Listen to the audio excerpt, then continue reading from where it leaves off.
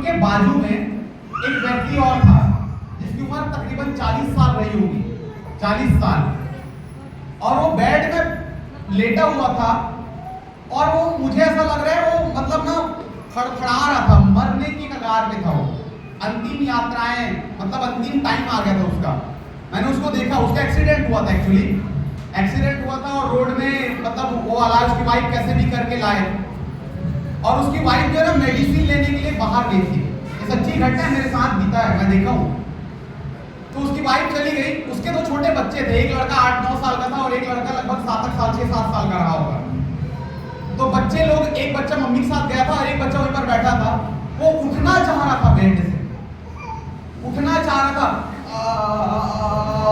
इस टाइप की उसकी आवाज आ रही, वो दर्द से कराह रहा। बड़े भैया और मैं दोनों हम लोग बाबूजी के बाजू बैठे थे, हम लोग देखे उसके पास तुरंत गए। मैं सिर की तरफ गया और भैया पैर की तरफ गए। उसकी आवाज मुझे ना ज्यादा तो सुनाई नहीं दी क्योंकि बहुत धीरे बोला था, लेकिन पता है क्या बोला वो? भैया मेरे बच्चों का क्या होगा भैया का। वो ऐसा बोल रहा है आखिरी मोमेंट में, और वो ऐसा बोल रहा है भैया मेरे बच्चों को कौन संभालेगा भैया।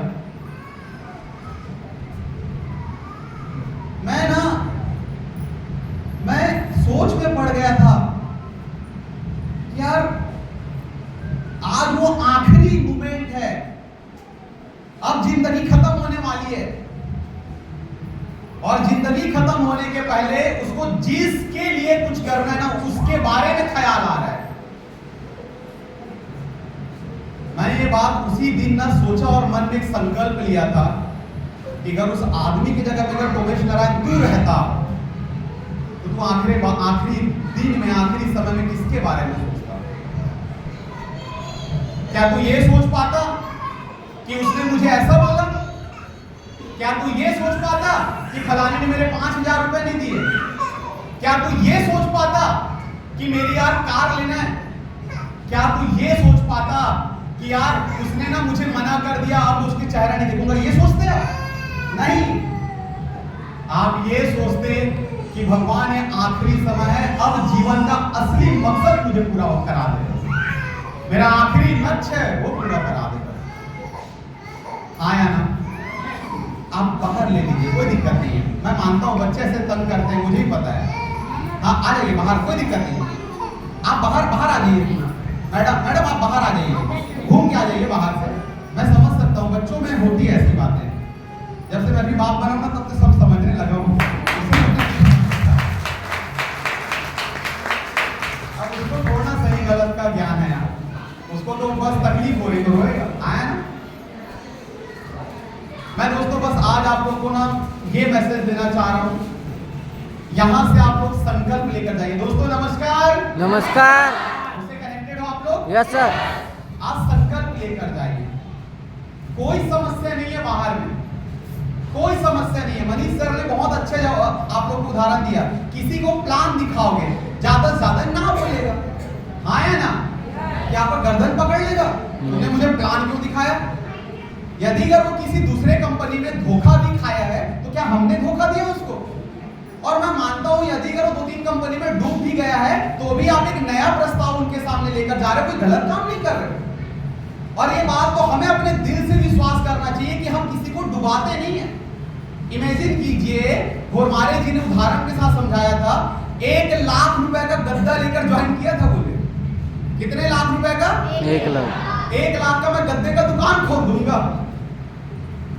और सोच के देखिए मार्केट में ऐसी कंपनियां भी हैं कि 1 लाख रुपए की गद्दा लेकर ज्वाइन करो। हम तो 15,000 रुपए में ज्वाइनिंग कराते हैं, लेकिन करने वाले तो 1 लाख रुपए में भी काम कर रहे हैं। इलीगल और लीगल कंपनी को जान पाना, इसके लिए ही अभिमन्यु हो रहा है। अभिमन्यु ट्रेनिंग जो होने वाली है 10 सितंबर 2023 को, वहां पर आप लोग को और डिटेल में समझाया जाएगा कि कौन सी कंपनी लीगल होती है, कौन सी कंपनी इलीगल होती है, कैसे कंपनी में काम करना चाहिए, कैसे कंपनी में काम नहीं करना चाहिए। इसके लिए 10 सितंबर 2023 को अभिमन्यु हो रहा है। लेकिन एक सामान्य व्यक्ति के लिए इतना तो समझ आता है कि वो पैसे देगा, पैसे बदलेगा, सामान ले लेगा, तो उसका कुछ कंपनी में बचा क्या? बचा क्या? मैं दुकान गया, दुकान में जाकर मैंने पैसे दिए, पैसे बदले सामान मैंने प्राप्त कर लिया, मेरा कुछ दुकान में बचा क्या? मेरा कुछ नहीं बचा। क्या? दुकान वाला आपको पैसे के बदले सामान देने के बाद कुछ और नहीं देता, आपसे हाथ जोड़कर बोलता है तुम्हारा सामान तुम्हारे पास, मेरा पैसा मेरे पास, आप अपने घर चलिए, हम अपने काम करते हैं। वो बोलते कि नहीं बोलते हैं? लेकिन यहीं पर अपवाद स्वरूप सेफ सॉफ्ट कंपनी है, ये बोलती है कि भैया पैसे के बदले सामान ले लो और ईमानदारी से 3 साल डट कर काम कर लीजिए, जैसे सिस्टम और सीनियर बताया वैसा काम कर लीजिए और 3 साल बाद आप भी डायमंड बनकर अपनी जिंदगी को सवार। ये कहां मिल सकता है? कहां मिल सकता है? आप लोगों ने क्या पहली बार साड़ी पहनी है? नहीं, इससे पहले आपने हर साल 5-5, 3-3, 4-4, 5-5, 10-10 साड़ियां खरीदी। क्या वो दुकान वाला कुछ और दिया? अरे एक बार नहीं सही सेफ शॉप की साड़ी लेकर जुड़ गए, अब तो कुछ करने का मौका है। क्या फर्क पड़ता है कि वो साड़ी, आप लोग हमेशा बात करते हैं कि साड़ी महंगी होती है, ये होती है, तो मैं आपको एक सवाल कहूंगा, महंगी कुछ नहीं होती, महंगी होती है सिर्फ सोच। यदि अगर आपकी खरीदने की सोच है तो महंगा चीज भी सस्ता लगेगा। एग्जाम्पल के तौर पर मैं आपको बताना चाहूंगा, एक समय था जब मैं इस बिजनेस में जुड़ा था तो मैं 1000 रुपए का रिम का फोन चलाता था, 1000 रुपए का। रिलायंस इंडिया मोबाइल चलती थी उस समय, 93 से नंबर 0 शुरू होता था। 1000 रुपए का मोबाइल लेने के लिए सोचा करता था मैं। एक समय मेरा ये था, 9 साल पहले 1000 रुपए का मोबाइल के लिए सोचा करता था। अभी आपको बता दूं, 21 सितंबर 2023 के दिन मेरे बच्चे का पहला बर्थडे है, उस दिन मैं 1,45,000 रुपए का मोबाइल खरीदने वाला हूं।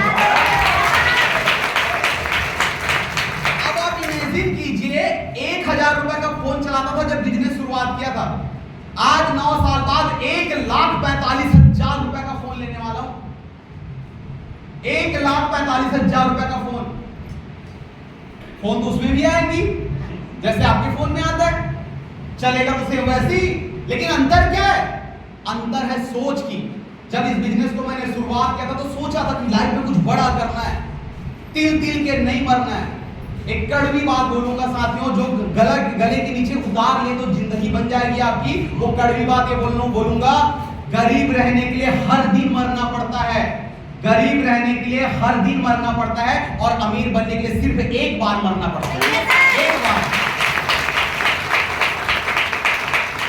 आप यदि अगर जो निम्न वर्ग के हैं या जो मध्यम वर्ग से नीचे जीवन यापन कर रहे हैं उनको देखिए, वो लोग सुबह से लेकर शाम तक दिहाड़ी की व्यवस्था करने में लगे रहते हैं और शाम को 300-200 रुपए लेकर आते हैं और घर से चूल्हा चौका चलाते हैं। हाँ या ना? Yes sir. हाँ या ना? यस। किसी भी एक अमीर इंसान की कहानी निकाल के पढ़िए आप, किसी भी अमीर इंसान की। वो अमीर इंसान एक बार अपने व्यापार को खड़ा करने के लिए 3 से 5 साल मेहनत करता है, लगा देता है अपना खून पसीना एक कर देता है, अपने बीवी बच्चे परिवार सबको साइड कर देता है, और 3 साल 5 साल बाद जब वो डायमंड बनता है, करोड़पति बनता है, दुनिया उसको सैल्यूट मारती है।